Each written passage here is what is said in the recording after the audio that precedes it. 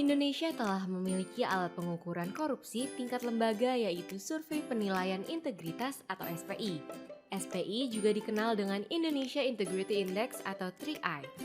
Survei Penilaian Integritas adalah survei yang dilakukan kepada kementerian, lembaga, pemerintah daerah untuk memetakan risiko korupsi dan mengukur efektivitas keberhasilan dari upaya-upaya pencegahan korupsi yang dilakukan oleh KPK dan banyak lembaga. Dalam penilaiannya, terdapat 4 sudut pandang penilaian, yaitu internal, atau pegawai di instansi tersebut, eksternal, atau pengguna layanan atau mitra, expert, atau ahli dan pemangku kepentingan lain di instansi tersebut, dan data objektif sebagai faktor koreksi.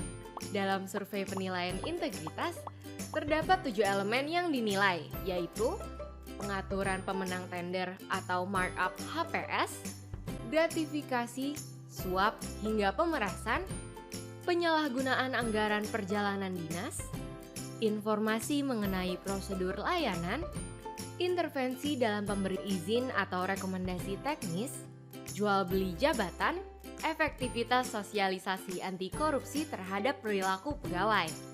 Terhadap berbagai hal yang dinilai tersebut, KPK kemudian memberikan berbagai rekomendasi perbaikan terhadap masing-masing instansi sebagai upaya pencegahan korupsi yang kemudian dapat meningkatkan indeks integritas instansi tersebut. Pada 2020, uji coba survei secara online dilakukan di 12 KLPD.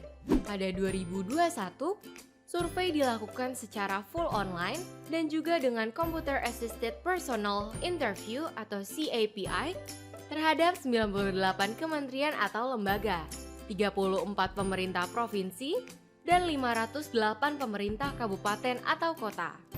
Dengan jumlah total responden survei penilaian integritas sebesar 225.010 di seluruh kementerian lembaga dan pemerintah daerah peserta 2021. Secara total, rata-rata indeks SPI atau Indeks Integritas Nasional atau Indonesia Integrity Index adalah 72,43 dengan rentang indeks paling rendah 42,01 dan paling tinggi 91,72. Berdasarkan hasil SPI, risiko korupsi masih ditemukan menyebar di hampir seluruh instansi. Pertama, 15% responden internal menyatakan keberadaan suap atau gratifikasi di instansinya masing-masing. 5% eksternal dan 18% expert juga menilai hal yang sama.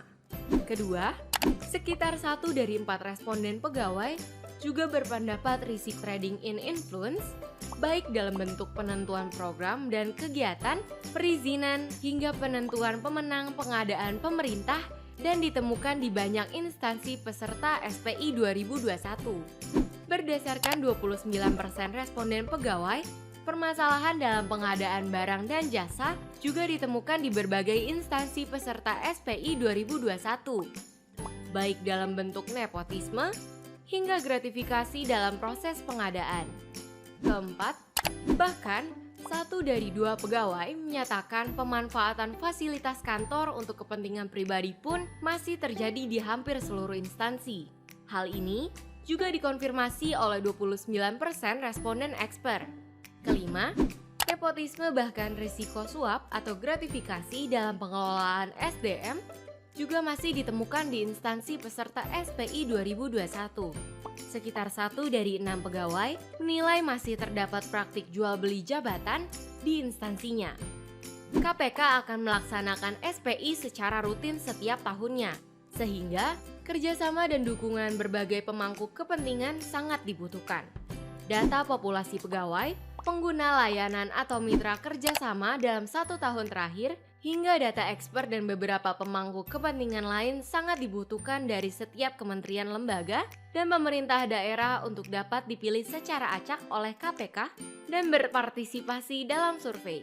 Responden yang terpilih akan mendapatkan pemberitahuan dari KPK untuk mengisi kuesioner SPI, laporan survei penilaian integritas yang berisikan rincian indeks integritas, temuan permasalahan risiko korupsi, dan rekomendasi perbaikan disampaikan kepada masing-masing instansi peserta SPI secara digital melalui platform jaga.id di halaman jendela pencegahan. Mari ukur dan tingkatkan integritas instansimu melalui survei penilaian integritas. Kesediaan dari Mas Syamsul juga mungkin karena dari konten bisa memberikan perspektif juga terkait dengan keterpengaruhannya terhadap kondisi ekonomi. Kalau korupsi di negara kita semakin sedikit, itu berpengaruh terhadap ease of doing business dan tingkat kepercayaan dari para investor dari luar negeri. Pak Mas Syamsul yang bisa menyampaikan lebih lengkap, silakan. Ya, baik, terima kasih Mbak Christian. Harapan saya pertama dengan survei ini tadinya seperti itu Mbak, ada gambaran-gambaran kayak yang disampaikan di Ease of Doing Business.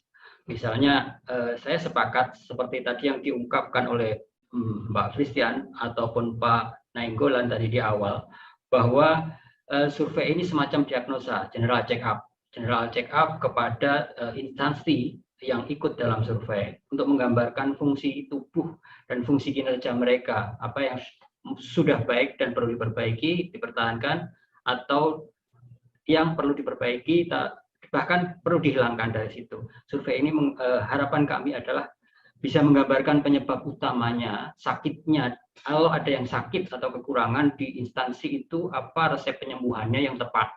Dan kami sepakat tadi bahwa harus ada detailnya itu beda instansi, beda penanganan. Misalnya Pak Nainggolan, saya melihat tadi ada di survei itu ada Provinsi Sulawesi Barat itu hanya 49,3, itu terburuk berarti Pak ya. Nah ini kan penyebabnya apa? Penyebabnya apa itu kita masih bertanya-tanya. Saya tadi coba klik ke Jaga itu Pak, tapi ternyata di Jaga itu belum ada sampai tahun 2021, tapi masih 2019. Jadi belum bisa tergambar mengapa kok Sulawesi Barat begitu buruknya. Apakah memang ya situlah memang masih belajar menjadi provinsi, atau yang karena baru tumbuh sejak 2004, baru berdiri 2004, atau seperti apa? Itu biar bisa menjadi gambaran kita semua masyarakat dan kita media itu untuk mengamplify. Yang kedua misalkan Kementerian Desa juga buruk, 65,67. Ini terburuk di antara instansi. Nah ini perlu didetailkan lagi, apakah ada indikasi di kementerian ini misalnya tidak mampu mengawal dana desa dan sebagainya, indikator-indikator yang mungkin lebih mungkin ke depan dari survei yang sudah ada ini diperdalam lagi, lebih detailnya seperti itu, harapannya kami ya ke depan. Atau program tertentu ya Mas ya maksudnya? Iya betul. Ada juga yang menarik ini Mbak Christian. Misalnya di Pulau Jawa itu masih ada tadi kota Tasikmalaya, Kabupaten Tasikmalaya itu rendah juga. Nah ini ada agak ini kota Medan ini kan kita tahu ini bukan putra mahkota apa ini. Surveinya kok jelek juga, 47,4. Ini penyebabnya apa di sana? Mungkin penyebab buruknya di kota Medan atau di Tasikmalaya beda dengan prestasi yang mungkin bisa disebut prestasi di kota Solo, itu yang mungkin baik. Nah, mungkin dari detail itu bisa jadi contoh, oh kota Medan melakukan ini hasilnya buruk, kalau kota Solo melakukan ini hasilnya baik dan sebagainya. Itu mungkin biar bisa jadi nanti bahan bagi Kementerian Dalam Negeri mungkin untuk mengevaluasi program-program yang ada di pemerintah daerah itu. Secara umum itu, terus yang tadi disebut Pak Nainggolan, mengukur juga risiko perdagangan pengaruh itu memang yang di survei ini memang belum ada, tapi mungkin korupsi terbesar yang sangat besar itu dari situ Pak. Jadi mungkin dari pengembangan survei SPI ini ke depan bagaimana bisa memotret yang ini Pak. Misalnya suatu kebijakan itu outcome-nya menguntungkan siapa, menguntungkan kelompok mana, misalnya seperti itu Pak. Nah itu ya karena bibit, bahkan bukan bibit, ini sengaja menanamkan untuk memetik hasil korupsi itu. Misalkan perizinan, terutama misalkan membuka wilayah, apakah itu perkebunan atau apa, beberapa kasus yang sudah dibuka oleh KPK kan arahnya ke situ, bahwa ini tidak hanya berdiri sendiri tapi sudah di bibit itu ditanam dan akhirnya dipetik. Nah itu yang harus digali lagi. Kira-kira sebenarnya dengan survei ini sebenarnya Pak Nainggolan dan tim KPK penyidik itu kan nggak perlu kerja lagi, dalam tanda kutip ya Pak, mohon maaf. Dengan peta itu tadi kan nongkrongin aja 1, 2, 3 penyidik, ada indikasi, karena akan terjadi di situ-situ aja, titik-titiknya kan udah ketahuan mereka-mereka yang sakit, itu kan akan memudahkan dan pencegahannya seharusnya bisa lebih baik ke depan. Itu tanggapan sedikit kami. Untuk saran ke depan nanti mungkin dielaborasi lagi. Oke, baik, terima kasih Mas Samsul. Tadi ada beberapa catatan mungkin secara teknis tadi metodologi dari Mbak Atia, terus Mas Arya dan juga Mas Kris. Pak Pahala bisa memberikan tanggapan terkait tadi ada ditambah dong respondennya. Nanti saya minta tanggapan juga kalau secara metodologi apakah akan berpengaruh ketika responden expert dan eksternal itu lebih banyak dibanding dengan internal. Kemudian ini bakal seperti itu nggak Pak Pahala? Jadi SPI 2021 nanti akan dibandingkan dengan 2022 nanti akan ketahuan kementerian mana, pemerintah daerah mana yang nggak menjalankan rekomendasi dari SPI gitu. Jadi ketahuan. Atau bahkan tadi ada permintaan kalau bisa ada reward and punishment-nya, bahkan ada insentif buat mereka yang taat terhadap rekomendasi yang dikeluarkan oleh SPI. Juga ya itu secara garis besar yang disampaikan oleh Mas Syamsul, Pak Yura dan juga Pak Pung tadi ya. Silakan Pak Pahala. Pertanyaan juga mungkin bisa disampaikan di layar untuk kami bahas secara bersama di yang sudah masuk ke Zoom. Saya persilakan Pak Pahala. Baik,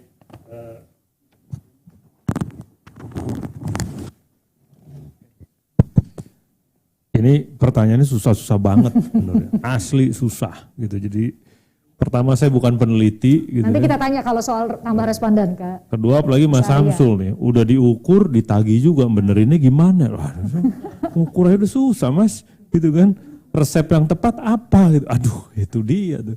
Habisnya dibilang duduk aja KPK, udah jelas kok di sebelah mana gitu. Itu Pak Ketua Layanan yang ini.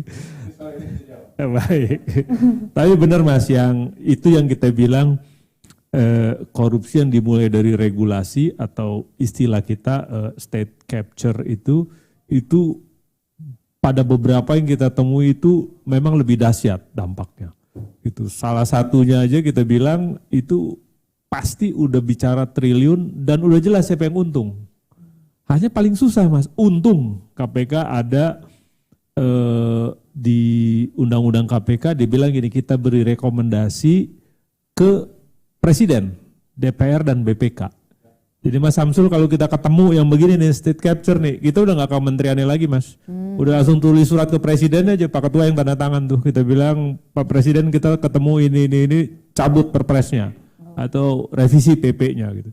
Karena benar Mas, yang beginian ini udah canggih dan ya maksudnya jarang di level pemerintah daerah, selalu di level pusat gitu. Jadi saya malah ingin share yang begini-begini ke media gitu. Jadi bukan soal OTT yang meriah gitu ya, tapi ada juga loh regulasi-regulasi yang berasa tapi susah ngebuktiinnya. Biasanya kita cuma bilang kita mau tulis surat nih tentang kebijakan ABCD yang kita duga menguntungkan beberapa. Itu yang state capture. Jadi tapi benar Mas. Nah kalau resep yang tepat Mas Samsul memang ini pertanyaan paling susah nih. Resep yang baik kan KPK bukan lembaga yang maha bisa memproduksi aturan, bisa merubah ini, nggak mungkin Mas. Jadi kita bilang pengadaan ya kita datang ke LKPP, datang ke Kementerian Keuangan, tolong bikin pengadaannya model Tokopedia gitu. Ini saya nyebut merek aja nih. Atau Bukalapak, di luar udah bisa begitu, masa kita nggak bisa gitu kan. Nah kita harus datang ke mereka. Lah kalau mereka diam-diam aja ya kita paling terus aja ngundang rapat sampai bosen dia gitu kan. Nah jadi kita bilang lewat rekomendasi lagi. Pengadaan kita udah rekomendasiin Mas. Ke Presiden kita sebut. Marketplace dan e-payment. Udah kita sebut. Presiden merespons. Bikin perpres. Marketplace dan e-payment. Tapi di lapangannya belum ada. Gitu. Jadi regulasi ke regulasi selesai. Tapi padahal kita tahu pasti Mas yang namanya e-prok gitu. Kalau dibilang saya mau yang ini menang. Jadi menang tuh. Saya mau yang ini, minggir dulu yang lain. Ini punya bupati, minggir yang lain gitu kan. Ya, jadi ya sistem kita nggak sempurna, tapi resepnya yang tepat apa mungkin satu-satu Mas, gitu satu-satu. Bukan KPK aja. Saya bukan nggak mau ditagih. Bukan, tapi kalau nagihnya kelewat berat gitu. Nah, tapi Mas Samsul jangan disebut nama instansinya, saya dari tadi nggak pernah nyebut. Mas Samsul nyebut Kemendes, nyebut Sulbar, nanti saya ditelepon. Kenapa saya rendah? Nggak tahu Pak. Saya dari tadi di ladang Pak Ketua nyebut, gitu. Yang disebut KPK aja nomor 35 gitu. Tapi makasih Mas, saya justru bilang gini, di titik ini kita justru mengundang banyak pihak. Kenapa peneliti kita ajak? Kita nggak mau juga nambahin responden, ntar ternyata tidak begitu secara teori. Sekali lagi kita bukan orang peneliti Mas. Jadi ke depan perbaikan kayak responden, mungkin kalau dilihat kuesionernya juga pasti ada juga yang nggak jelas gitu-gitu ya.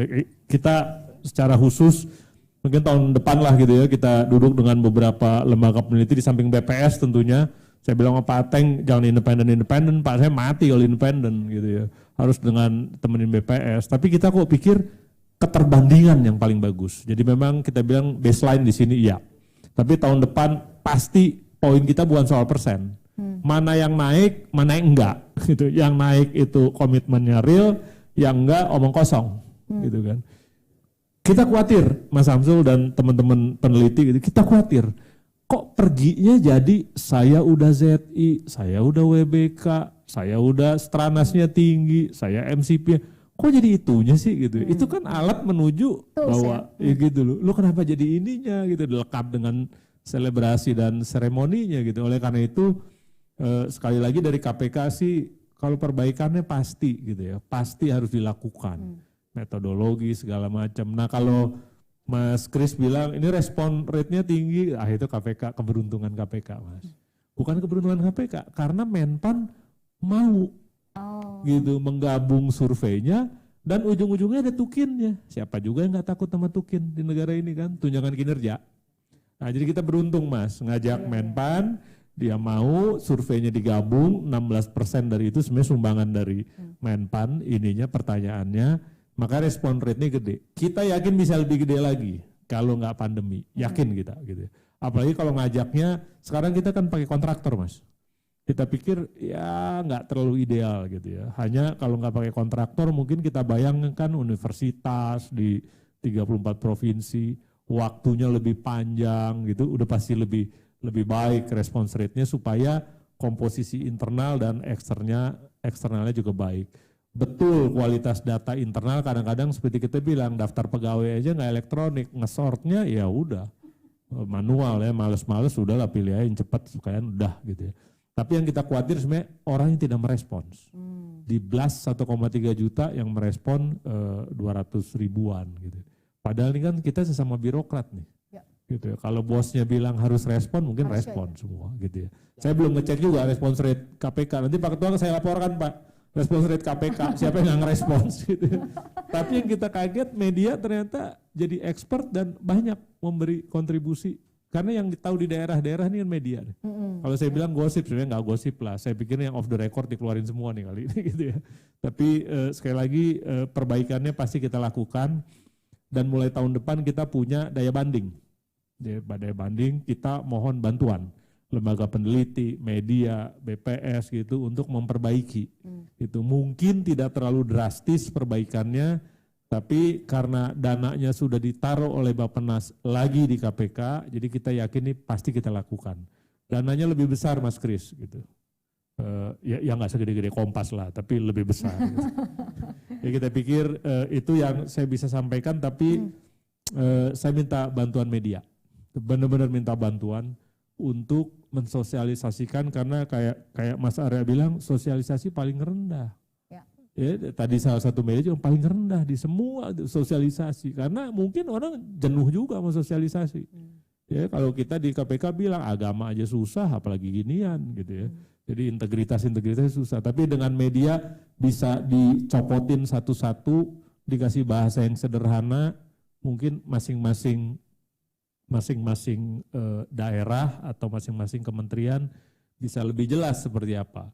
Kenapa kita menghindar Mas Samsul menyebut Ini kalau barangnya jelek bisa membunuh, barangnya bagus bisa bikin ngetop. Nah, kita bilang mending kita nggak sebut gitu ya. Nah, kalau Mas Samsul yang nyebut monggo gitu. Kalau Mas Kris nyebut monggo, Mas Arya monggo. Kita sih kasih deretannya aja. Mas terima kasih masukannya, nanti kita cek lagi buat teman-teman di jaga.id. Saya udah bilang silakan diakses, taunya belum ada gitu ya. Ini mohon maaf nih Mas, mohon maaf gitu ya.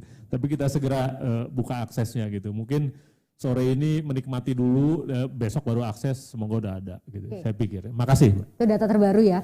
Tadi katanya di 2019. Tadi soal menambah ini dari perspektif peneliti nih. Mungkin Mas Kris dulu tadi sekalian mau nyampein masukan, mungkin Mas Kris baru nyampein beberapa catatan apresiasi untuk SPI. Nambah responden ekspor dan eksternal. Apakah ini juga bisa mempengaruhi hasil? Tadi kan internal itu kan mereka yang paling tahu, bahasa tadi Pak bagi kami bahasa awam, mereka kan yang paling tahu sistem di dalam gitu ya, tadi Pak Pahala sampaikan. Kemudian bisakah kemudian dikerucutkan sampai ke pemeringkatan? Bahkan tadi Mas Samsul mintanya kalau boleh di mata anggaran tertentu dana desa itu secara metodologi bisa dilakukankah? Mas Kris dulu, nanti Mbak Atia dan Mas Arya berikutnya. Oke, terima kasih. Kalau nambah responden menurut saya sih ini hati-hati sekali. Kalau metodenya adalah random, nggak perlu sebenarnya. Asal itu random. Jadi random itu kan mengefisienkan ini jumlah. Kalau jumlah nanti konsekuensinya ke biaya ke sana. Dan belum tentu juga bisa untuk lebih presisi gitu. Asal kita memenuhi syarat aja di dalam random itu. Itu satu.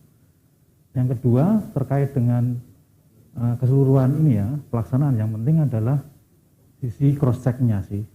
Cross check di respondennya. Yang ditekankan terutama adalah aspek yang online tadi. Sistem online itu kita nggak bisa nebak. Karena kan kesukareannya. Gitu ya. Iya, kesukarean di responden itu bisa aja dia langsung ngisi skip gitu kan. Kita nggak tahu, skip aja gitu. Tidak ada kontrol di situ. Itu yang lebih perlu diperhatikan nantinya. Mungkin di masa yang setelah pandemi itu bisa efektif. Itu aja ya saran saya. Terima kasih Mas Kris. Mbak Tia? Iya, saya mau menambahkan aja dari Mas Kris ya. Itu tadi betul random sampling itu sebenarnya kita tidak perlu menambah sampel kalau kita yakin sampel yang sekarang itu sudah representatif gitu ya. Makanya diperlukan data populasi yang bagus. Tadi jangan naik pangkat, betul. Dimutasi. Jadi yang data populasinya itu yang harus kita perhatikan bahwa dia datanya berkualitas dan valid gitu, dan targeted respondennya itu benar gitu ya. Jadi dia yang memang tahu memang keadaannya. Kemudian kalau tadi sampai ke mata anggaran itu saya kira akan sangat tergantung nanti seberapa kegunaan dari SPI ini gitu ya. Apakah kemudian rekomendasinya akan sangat detail atau ini mau sebagai capturing helicopter view aja gitu. Nah nanti detailnya itu akan di capture oleh indikator lain atau internal lain gitu ya, data lain atau seperti apa. Nah ini oleh karena itu perlu analisis data mungkin yang lebih detail gitu Pak ya, Pak Pahala dari SPI ini. Kalau kita tadi Mas Samsul tadi kalau nggak salah ada yang nyebut juga gimana kalau analisisnya itu per dimensi ini gitu kan. Kemudian tadi ada itu tadi per tipe respondennya kan gitu. Tadi Pak Pahala sudah menerangkan yang agregat-agregatnya gitu. Tapi mungkin kalau untuk kemudian rekomendasi yang lebih menohok gitu ya, itu kita perlu analisis yang disagregat gitu, yang per poin-poinnya ada tipe respondennya, internal sendiri, kemudian expert sendiri, eksternal sendiri gitu kan. Terus dimensinya juga kita perdalam analisisnya, dan juga by itu tadi kementerian. Tadi saya tanya juga ke Pak Pahala, Pak ini kalau datanya kemudian akan diapain nih sama KL gitu ya, atau sama provinsi, iya betul, sama provinsi atau kabupaten kota, dan apa yang kemudian bisa kita dorong gitu untuk mereka enforce ini ini serius nih gitu. Apa yang kemudian kamu akan lakukan setelah ketahuan SPI-nya berapa, 40% atau 90% seperti itu sih Mbak. Itu yang paling penting ya. Iya. Oh satu lagi sebenarnya. Ini mungkin anekdotal ya Pak Pahala ya, dari berbagai macam riset yang sudah kami lakukan gitu di lapangan itu sepertinya kita perlu, ini next stepnya sih sebenarnya, ada kemungkinan ada counterproduktif usaha pencegahan korupsi ini menjadi kontraproduktif gitu terhadap pelaksanaan kegiatan-kegiatan pemerintah. Karena kemudian sekali lagi mungkin juga ada pengaruh sosialisasi gitu ketika mereka dihadapkan dengan aturan-aturan yang mungkin bagi mereka itu jelimet gitu, mereka cari aman. Tidak bergerak sama sekali. Malah nggak bergerak sama sekali. Nah itu dia. Iya betul. Jadinya kita harus sangat hati-hati terhadap itu gitu ya. Yang kontra produktif ini yang harus kita perhatikan juga. Cari aman kemudian malah nggak pelayanan publiknya malah nggak membaik gitu. Idealnya kan kita harapkan mereka menggunakan anggaran negara sesuai dengan peruntukannya, tidak melawan hukum, dibantu sebenarnya dengan tools ini SPI, tapi jangan-jangan main aman. Itu juga ada teknisnya juga ya, ada technical problems juga. Mungkin sistem penganggarannya belum dilakukan dengan efisien juga oleh mereka. Nah ini saya kira juga satu sisi penguatan kita tahu outcome-nya SPI-nya jelek gitu ya, tapi mungkin kita harus juga mengulik sebenarnya apa sih yang menyebabkan mereka jelek itu. Mungkin nanti Pak Pahala yang bisa menegaskan, betul ya Pak Pahala ya, di SPI ini setiap instansi itu ada PIC-nya? Ada ya? Dari inspektorat. Jadi meminimalisir tadi kekhawatiran kita ya, mereka jadinya nggak gerak karena takut ada tulis ini. Mas Arya dulu sebelum saya ke Pak Pahala. Saya ada beberapa masukan akhir ya. Yang pertama, karena ini surveinya probability proportional to size, jadi sebaiknya dalam proses penyajian itu ditampilkan pada masing-masing KL dan pemerintahan daerah itu berapa populasinya, kemudian berapa target sampelnya, kemudian berapa margin of errornya gitu, berapa respond rate-nya juga. Sehingga kita tahu kira-kira dari misalnya Kementerian X gitu ya, populasi ASN-nya misalnya 1000, respon rate-nya berapa, target sampelnya berapa. Nah, sehingga kita bisa tahu datanya keseluruhan. Karena kan di awal dijelaskan bahwa ini probabilitas gitu ya. Jadi kita harus tahu berapa populasinya. Begitu juga di level eksternal misalnya berapa pengguna layanan di kementerian tertentu, lembaga tertentu, pemerintahan daerah tertentu, target sampelnya berapa, respon rate-nya berapa. Karena kalau tidak ada penjelasan seperti itu, nah ini mungkin juga perlu pembobotan di level sampel. Kan ada pembobotan di level misalnya 0,3 untuk internal, 0,33 untuk eksternal. Expert 0,37 gitu ya. Tapi saya nggak tahu apakah ada juga pembobotan di level sampel. Karena misalnya katakanlah populasi satu kelembagaan itu 1000. Target sampelnya misalnya 100 orang. Sementara respon rate-nya hanya 10 atau 30 minimal gitu kan ya. Nah, apakah ada level pembobotan pada level itu atau enggak? Karena khawatirnya kalau tidak ada level pembobotan pada level sampel, itu akan bias pada kementerian dan lembaga yang menjawabnya tinggi atau yang menjawabnya rendah. Jadi mungkin itu juga bisa dipertimbangkan di next survey. Nah, kemudian masukan yang kedua, mungkin juga studi pendalaman. Saya sepakat sama Pak Samsul tadi. Kalau Pak Samsul kan kenapa daerah ini buruk.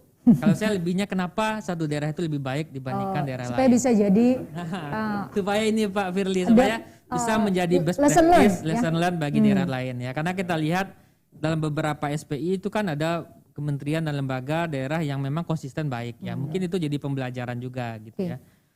Nah, apakah misalnya tadi ngobrol sama Pak Pahala, misalnya satu daerah itu apakah memang ada inovasi kebijakan yang membuat dia baik? Apakah soal leadership dari kepala daerahnya yang membuat dia baik? Atau stabilitas politik di tingkat lokal misalnya? Misalnya relatif nggak ada hak angket, nggak ada ini, dia stabil gitu ya?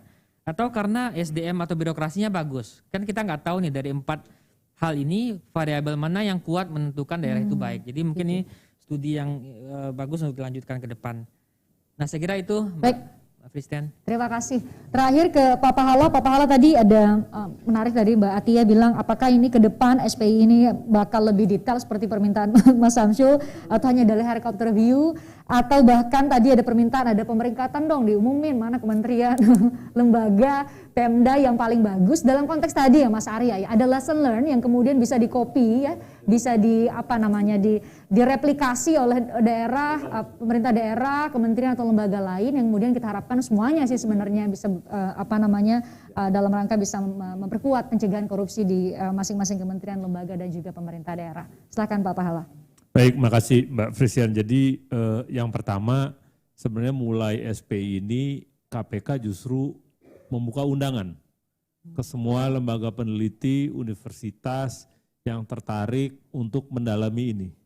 Karena kami bukan peneliti dan tugas dan fungsi kami juga bukan penelitian. Ya, makanya didampingi BPS ya. Makanya kalau dia bilang abis ini mau diapain? Ya kita nunggu undangan aja. Kalau undangannya bersambut, Mas Kris datang gitu, Pak Pahala, saya mau lihat yang daerah ini dong, yang mau didalemin. Populasi berapa, target sampel berapa, sok nih kita buka. Oh. Tapi nggak KPK, nggak ada orang kita Pak, nggak ada beneran. Makanya kita bilang, sayang bener nih data banyak-banyak gitu ya. Apalagi kalau dia bilang, kayak Mas Arya bilang, faktor-faktor apa yang menyebabkan suatu daerah baik? Mending universitas saja panggil sini duduk sini coba lihat tuh gitu kan. Atau faktor-faktor apa yang menyebabkan Sulbar jelek gitu. Sini universitas sana aja coba teliti deh gitu. Nggak mungkin kita Mas. Apalagi yang kayak Mbak Frisian bilang umumin. Waduh bisa digamparin sekampung. Pemeringkatan. Gini aja deh datanya kita buka. Mari datang ke KPK gitu. Sebut aja mau kopi apa teh kita kasih. Datanya dibuka. Diolah sendiri, ya, diolah nih, ini sekalian saya ngundang nih, Kompas, Meru, CSIS, ayo kita buka, kita fasilitas, ini kan perguruan tinggi ya, ini kan pengumpulannya kan pakai uang negara, jadi kita bilang ini data publik, gitu ya. Soal gimana ngebukanya nanti apa disebut secara vulgar, saya terus terang nggak tahu, tapi data ini tidak akan diolah lebih lanjut oleh KPK sedalam yang Bapak Ibu sebutkan. Karena nggak ada orang dan bukan tusinya. Tapi pada saat yang sama kita taruh di meja, monggo. Ini ada universitas datang, lembaga penelitian datang, tapi yang nelitinya yang benar-benar juga. Yang ada juga buat KPK, misalnya kayak tadi, kenapa kementerian tertentu rendah? Ya kita juga pengen tahu loh, supaya pencegahannya juga perginya ke sana. Apakah leadershipnya yang jelek, apakah sistemnya, apakah memang enforcement yang nggak ada, nggak jelas. Kita juga belum tahu Mas Arya, sampai itu kenapa kita sebutlah Boyolali itu tingginya bukan main melebihi BI. Wah coba bayangin, kabupaten non BI menang kabupaten gitu. Kita juga takjub juga, kenapa juga. Dan dia bukan di sini aja. LKPN dia akhir Desember kan harus masukin LKPN sampai terakhirnya akhir Maret. Itu masukin LKPN. Sekabupaten dan DPRD. Dia masukinnya 1 Januari jam 10 pagi lengkap 100%. Gila kan Boyolali, gue bilang nih gimana sih caranya bisa begini gitu kan. Udah gitu ada orang, nih saya promosi Boyolali nih karena Mas Arya bilang yang baik juga disebut. Kita masih bolak-balik sama OJK bilang begini, itu bendahara yang ngumpulin pinjaman pegawai kan dikasih uang sama bank, dikasih fee. Kita larang, itu gratifikasi. Kita masih bolak-balik sama OJK memformulasikan gimana cara melarangnya. Karena ini prakteknya se-Indonesia. Gitu. Tapi Boyolali nggak pakai babu-babu, dilarang bank ngasih. Akibatnya bunga pinjaman buat karyawan jadi lebih murah karena banknya nggak perlu ngeluarin biaya ekstra ke bendahara untuk motongin. Nah motongin itu sebulan 200 juta fee-nya. Kalau setahun itu dibilang 2 miliar. Ya kalau banknya minjemin harus ngeluarin uang 2 miliar. Udah gue sekarang nggak ngeluarin, ya kurangin bunganya aja. Itu Boyolali itu. Monggo pergi ke Boyolali, saya juga pengen ngelihat bener nggak sih itu cerita, saya juga cuma cerita aja. Nah kalau salah jangan saya dimasukin. Tapi poin saya adalah ini data sekarang ada di KPK semua. Mau data mentahnya dari siapa yang di ini gitu, soal nanti ada keterbukaan informasi sampai mana nanti kita cek. Tapi kita mohon bantuan ke universitas, ke lembaga penelitian, ke media, didalemin. Yang ada saya sama Pak Yudiawan bilang gini, Pak Yudiawan kita keliling-keliling provinsi yuk, kita dalemin aja masing-masing provinsi supaya lebih bunyi angkanya. Gitu kan. Kan kalau ke Sumatera Utara 33 kabupaten kota kan lumayan tuh ngebandingin gitu.